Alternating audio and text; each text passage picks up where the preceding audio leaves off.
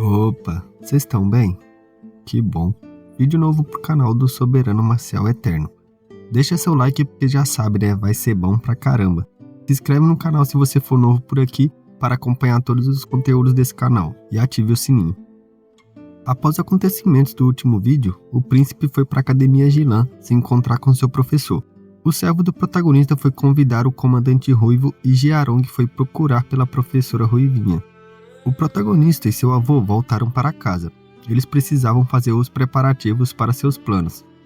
Na sala de reunião do primeiro príncipe, ele estava putaço e reclamava que o figurante tinha 3 lordes marciais, o inimigo tinha apenas 1. Ele tinha 30 mestres marciais, o inimigo tinha 20. E ele também tinha mais de 50 arqueiros de elite. De todo esse exército, os 4. Na verdade não, né? 3,5, né? Porque o figurante voltou sem um braço. Todos morreram. Ele então pragueja pelo nome do escravo e pergunta como ele pagaria por isso.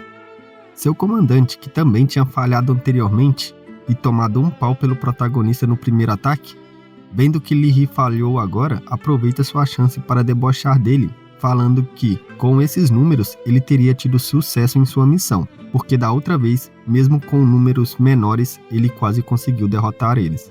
O escravo diz que foi tudo por culpa de Jiameng e do protagonista que cortou um de seus braços. Se não fosse pela intromissão dos dois, o plano teria sido um sucesso. O primeiro príncipe pergunta se estava ouvindo direito. Jiameng era só um grão-mestre marcial de 7 estrelas. Os 2 guarda-costas do escravo eram lordes marciais. Como ele sozinho conseguiu segurar os 2 ao mesmo tempo. E o protagonista é um guerreiro marcial, e o escravo era um grão-mestre marcial. E mesmo assim, ele estava dizendo que o cara conseguiu cortar um de seus braços assim. Que tipo de desculpas ilógicas era essa? O escravo disse que estava dizendo a verdade. Jiameng ganhou força de um lorde marcial imediatamente após comer um tipo de medicamento divino. E o protagonista é ainda mais astuto e cruel. Ele não só tinha uma arma de Chuan de 3º grau, como também sabe técnicas de almas secretas. Li Hi estava na família Li e tinha investigado completamente ele e não sabia nada disso. Quem imaginaria que ele tinha escondido tão bem suas habilidades? O escravo completa mandando o príncipe ficar ligado com as habilidades do protagonista. Ele é uma grande ameaça para os planos futuros dele. Seu servo e guarda-costas diz ao príncipe que realmente havia algo estranho no protagonista. O plano de matar seu irmão naquela noite estava impecável e mesmo assim todos os esforços foram por água abaixo. Sem contar que o protagonista conseguiu levar Jiameng para o seu lado. Isso foi muito esquisito na época. O príncipe então diz que não quer ouvir justificativas de merda e pergunta o que devem fazer agora. Li Hi diz que não era para entrar em pânico, apesar de terem falhado agora, isso não afetaria o cenário como um todo. O plano ainda estava indo perfeitamente bem, quando o exército do Leão Dourado, que eles solicitaram que recuasse da Cidade Branca para a capital, chegasse, o exército central estaria completo. O país inteiro estaria sob o controle do primeiro príncipe. O príncipe, ouvindo isso, pergunta sobre o comandante Ruivo, que agora pode ser curado pelo protagonista. Quem vai conseguir impedir ele e seu irmão mais novo agora? Sem contar que existe outro rei marcial, o professor de seu irmão, que é uma dor de cabeça ainda maior. Li Hi, se achando bambambam, faz uma pose e fala: não se preocupe, quando a hora chegar, meu mestre mandará especialistas para cá. Não tem como o comandante Ruivo sobreviver. O príncipe acena para ele quando ouve a notícia e diz que era bom nada mais dar errado, e deixa o escravo se retirar e cuidar dos seus ferimentos. Após os 3 saírem, o príncipe pergunta para seu comandante o que ele achava das pessoas do país das 100 batalhas. Será que eles realmente eram confiáveis? O cara mete um confiável me ataca. Por causa deles, perdi toda a minha divisão com mais de 30 especialistas. E o príncipe concorda, ele só pode confiar em si próprio. Era melhor eles colocarem o plano em prática o mais rápido possível e forçar as outras 3 divisões do exército da guarda estatal escolher um lado logo. O príncipe pergunta sobre alguém chamado Jia Henry e seu braço direito responde que os preparativos já foram feitos e que ele está bem irritado com as ações do avô do protagonista, desrespeitando as leis do país e matando os ministros à toa. O príncipe bufa falando: e daí se ele está irritado? Ele é só um estudante fraco, mas é um pouco útil em formar conexões. Mas quando se trata de derramar sangue, um soldado comum é muito melhor que ele. Seu braço direito fala que ambos ainda não mostraram hostilidades um para o outro, seria bom deixar que ele cause alguns problemas para a família Lee em nome da justiça. Ele é famoso e prestigiado e representava o coração de cada estudante. Isso poderia ficar interessante. O príncipe concorda. Se pudessem usar essa oportunidade de fazer o mundo inteiro virar as costas para a família Lee, seria mais fácil para controlar totalmente o exército central. Pelo menos com Jia Henry ao seu lado, o povo se juntará à causa. Após acenar para o seu ajudante sair, o príncipe fica sozinho e diz: mesmo com essas pequenas lutas, se meu plano der certo, o mundo todo pode até apoiar meu irmão, mas o trono será meu. E olha o foco nessa carinha ridícula, véi, o bichinho é feio demais. Na residência da família Lee, o protagonista e seu avô chegam e o velho fica irritado quando vê que várias pessoas cercaram sua família. Um guarda se apresenta e diz que algo ruim estava para acontecer. Os discípulos de Jia Henry da Academia Imperial trouxeram 100 estudantes para protestar, acusando a família Lee de graves crimes. O avô do protagonista só debocha do velhote e diz que vai se retirar e deixar que os estudantes se cansem de brincar e vão embora por conta própria. Vendo que eles estavam protestando sobre as mortes que a família Lee causou no país, o protagonista debocha de seu avô, falando que ele matou oficiais do tribunal de alto ranking, mas estava cagando de medo de alguns estudantes. Seu velho diz que matar oficiais não é nada, mas se ele matar pessoas ligadas a Jia Henry, que é um descendente de um santo, o ídolo e representante dos estudantes da ética e da literatura, que tem o respeito até de sua majestade por causa de seu grande prestígio, a reputação da família seria jogada na lama. Só que nosso reizinho do deboche, como sempre diz, por que eu ficaria com medo dessas formigas? Se ele está se mostrando agora, provavelmente recebeu benefícios ou foi iludido pelo primeiro príncipe. Ele não parece ser uma boa pessoa para mim. E já que ele quer bloquear meu caminho, só vou acabar com eles. Vendo isso, seu avô fica pensativo. Seu neto estava desconsiderando completamente a essência dos respeitados estudantes letrados. Vendo o protagonista se aproximando, os 3 estudantes virtuosos se encaram e começa seu showzinho. Eles gritam várias coisas que a família Lee fez, falando que eles abusaram dos seus poderes para matar e cometer crimes graves. A arrogância deles desprezava até o rei, e nisso o coro de estudantes que veio com eles seguiam seus gritos. A comoção era tanta que a energia saída dos estudantes formaram um humanoide de energia. Só que o prota debochado, como sempre, tira a caca do nariz e arremessa dentro da boca de um estudante. O bichinho fica desesperado após engolir a caca e já chama o Hugo, fazendo o humanoide de energia começar a se desfazer. Só que rapidamente ele volta a seu estado normal. Vendo isso, o protagonista pensa que essa era uma grande quantidade de energia da justiça condensado. Eles realmente têm alguma habilidade. Parece que ele havia o subestimado. Mas isso seria um ótimo suplemento para ele também. Como poderia deixar essa energia ir para o lixo? Ele então pula e quando chega no centro da energia, usa sua técnica Criar Caminho de Ki e começa a sugar toda a energia para si. Então, ele grita rindo como um psicopata. Esse grande Ki de justiça vai se tornar a melhor nutrição para mim. E uma legenda aparece, subindo de nível feito louco. Vendo o protagonista flutuando e roubando sua energia, todos os estudantes ficam desesperados. Eles dizem que achavam que somente os mestres da lenda pudessem flutuar. Um dos caras fala: se acalmem amigos, esse moleque conhece as artes demoníacas. Nós, sábios da União Honshu, possuímos o mais poderoso Ki da justiça do reino. Ele está selando seu próprio destino absorvendo a nossa pura energia. Eles concordam em fortalecer a energia da técnica para aumentar o Ki e destruir esse demônio, vulgo nosso protagonista. Todos começam a recitar o cântico sem demora incansavelmente. Então, o humanoide de energia, parecendo Suzano, torna-se mais vívido ainda. Rapaz, esse autor tem fortes inspirações em Naruto, hein? O Sharingan, agora o Suzano, sei não. O guarda pergunta para o avô do protagonista se o jovem mestre estaria bem, mas o velho estava se perguntando como aquele moleque tinha capacidade de flutuar, algo alcançado apenas por um grão-mestre marcial no reino dos 6 zodíacos. E pensa, esse pirralho de novo com seus truques. O protagonista pensa, enquanto absorve o grande Ki da justiça, que essa energia não só converte o Ki verdadeiro e se funde com seu Dantian, como também permite fortalecer seu poder espiritual. Sua cultivação, que estava estagnada por depender apenas das pílulas dos 100 pássaros, começou a chegar mais perto do pico das 6 estrelas, mas ainda era lenta E ele se pergunta se isso era devido à sua técnica celestial tirânica e à expansão divina da alma. Provavelmente era isso, porque mesmo com essa grande quantidade de energia da justiça, ele ainda não evoluiu nenhuma estrela. Parece que cultivar múltiplas técnicas tem suas desvantagens afinal. Porém, valeria a pena essas desvantagens, pois cultivando as duas técnicas, ele se tornaria quase invencível para aqueles do mesmo reino que ele.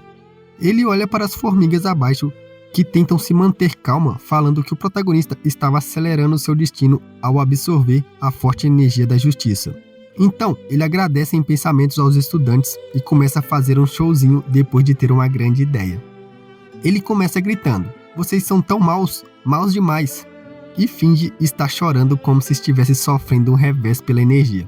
Ele não poderia deixá-los pararem o fluxo.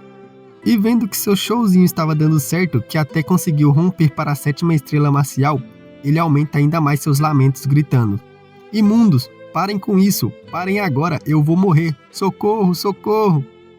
Os burros dos alunos, vendo isso, ficam ainda mais firmes e aumentam a quantidade de ki da justiça, mesmo estando exaustos. Eles gritam: o ser demoníaco está quase morto. Mas em pensamentos, o líder deles estava debatendo. Isso nunca aconteceu antes. Não era para nós sentirmos mais fortes enquanto recitamos o livro do santo? O guarda da família ali, burro que só uma porta, que não percebeu a situação até agora, preocupado, pergunta para o avô do protagonista o que eles deveriam fazer, pois o jovem mestre estava quase morrendo. O velho, já percebendo tudo, não conseguia ver nada de ruim vindo de seu neto e ainda sente esses picos enormes de energia vinda do ar e questiona como esse pirralho acendeu rápido de novo. Os estudantes começam a ter as reações e um a um começam a cair. E nosso protagonista, como um deus flutuando no céu, com suas estrelas marciais brilhando como nunca, pousa na frente dos estudantes como uma divindade. E nessa hora, eles percebem, ele não parecia nem um pouco machucado, e a pressão vinda dele parece ainda maior que antes. E como a simples lufada de ar do protagonista, os 2 últimos estudantes caem no chão cuspindo muito sangue. O protagonista fala: consegui avançar para um guerreiro marcial de 7 estrelas, nada mal. Só que começa a reclamar com os figurantes que se eles tivessem se esforçado um pouquinho a mais, ele poderia ter alcançado o pico das 7 estrelas. Mano, esse prota é muito debochado, família. Ele ainda disse: mano, vocês são muito fracos, já estão no chão por ter pego um pouquinho de energia de vocês, não aprenderam nada durante todas suas vidas inúteis. Um dos caras começa a gaguejar e quando percebe que o protagonista estava usando o seu ki para evoluir, tem um revés ainda maior e quase morre. O avô dele vem rindo, falando: rapaz, você realmente é meu neto, e agradece aos estudantes por terem vindo até aqui à sua casa para presentear seu neto. Não aguentando isso, o cara começa a gritar e bravejar que os 2 deveriam morrer. Só que nessa hora, o protagonista entra em seu modo berserker e diz: não vai achando que vocês vão se safar dessa, depois de cuspir um pouquinho de sangue. Vocês cercaram a família ali, com más intenções e tentaram colocar a culpa de crimes no meu avô. Agora vamos acertar as contas. E com essas simples palavras, todos os alunos começam a gemer no chão, com uma pressão incrível do nosso protagonista. O líder dos figurantes pergunta o que esse moleque estava fazendo. Nosso protagonista todo debochado fala: o que eu estou fazendo? Centenas de vocês cercaram o portão da minha família e ainda me perguntam o que eu estou fazendo. Você só pode estar de brincadeira com a minha cara. O burro tenta se defender, falando que a família Lee cometeu 10 grandes crimes que não podem ser perdoados. Só que então, em pensamentos, ele debate que mesmo que seus planos tenham falhado, o ídolo dos estudiosos precisa ficar firme e forte perante ao inimigo. O protagonista então diz: vocês estão de brincadeira mesmo, né?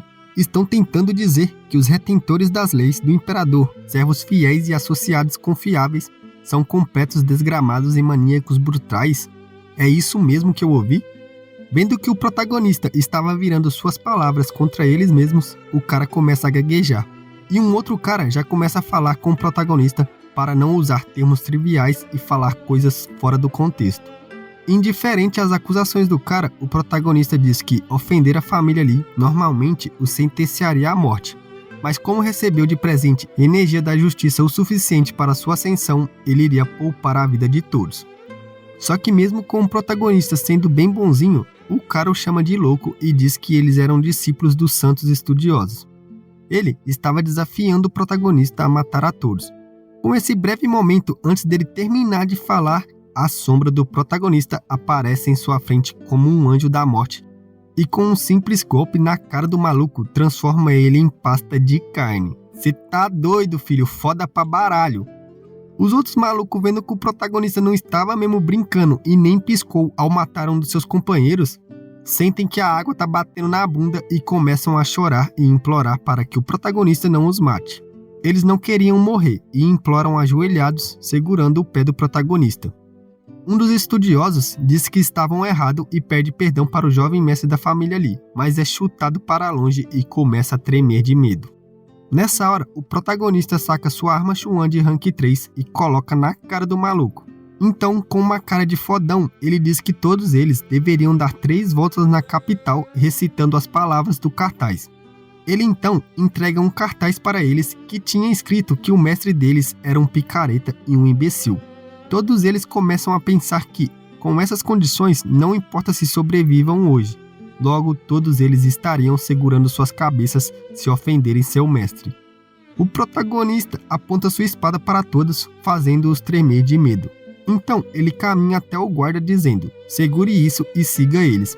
Se eles se recusarem, mate-os na hora. Com essa ordem, todos os alunos estudiosos começam a gritar que seu mestre era um picareta e imbecil. Um coro começa sincronizado, porém, todos estão com uma cara chorosa. O protagonista encara todo mundo dizendo que não queria escutar esses gritos tristes e sem entusiasmo. Era para eles xingarem com prazer, xingarem com muito entusiasmo. E lembrando que não tinha escolha, os caras começam a se encarar e começam a rir forçadamente e xingar que seu mestre era um picareta e um imbecil, e o guarda caminha na frente deles ainda incrédulo com toda essa situação. A cidade, bem como o avô do protagonista, não conseguia entender o que estava acontecendo também. E após isso, na câmara secreta da família Lee, o protagonista vê que o amigo de seu avô está pior do que ele pensou. Mas mesmo assim diz, como era ele, o próprio deus da alquimia que estava cuidando dele, nem se ele quisesse morrer, ele poderia. O protagonista dá uma pílula para ele. Então, seu avô pergunta quanto tempo demoraria para seu amigo acordar novamente. Para responder a pergunta, o protagonista diz, ele já está acordado.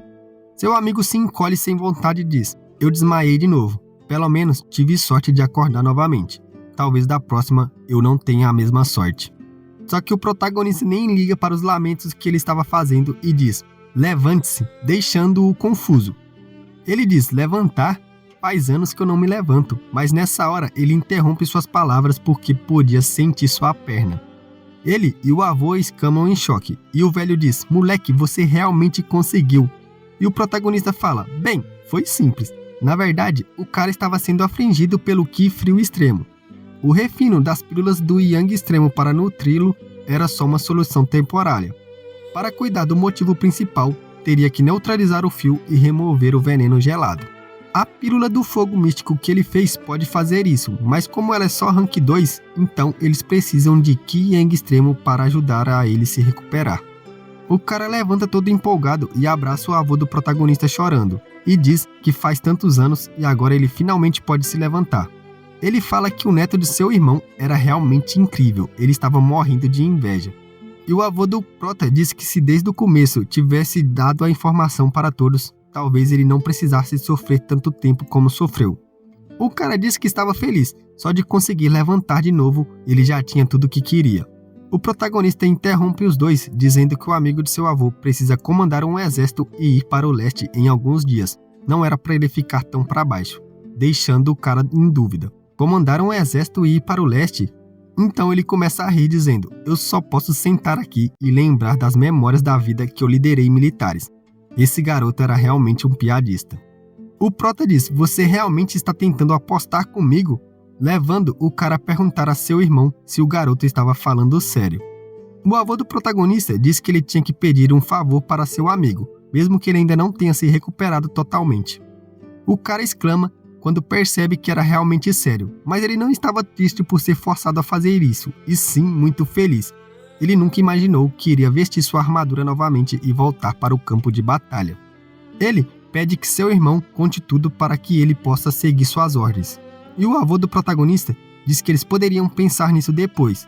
Ele então ri para seu neto, que pergunta assustado: "O que você está olhando, velhote?" O velho diz: "Você realmente é um alquimista de rank 2, agora eu acredito."